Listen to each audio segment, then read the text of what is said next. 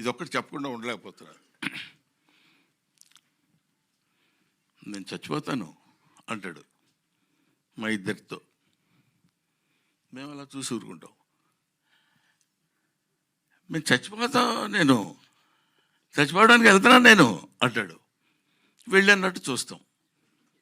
లేదులే రూమ్లోకి వెళ్ళిపోయి హ్యాపీగా ఉంటాను అని చెప్పి చెడిపోతాడు. అక్కడ ఆ సీను బహుశా మేము 6 టేకులు ఏమో చేసినట్టున్నాం దానికి. ఎందుకంటే ప్రెస్ షాట్లో నేను అవుతూనే ఉన్నా. అది ఒక్కొక్కళ్ళకి ఇట్స్ గివెన్ టాలెంట్. అందరూ అద్భుతంగా యాక్ట్ చేసిన వాళ్ళు ఉన్నారు. ఇలాగా నాకు నా పక్కన నా లెగసీ కంటిన్యూ చేసే కమెడియన్స్ ఇలాంటి వాళ్ళల్లో మిస్టర్ కిషోర్ నాకు చాలా ఆనందంగా ఉంది.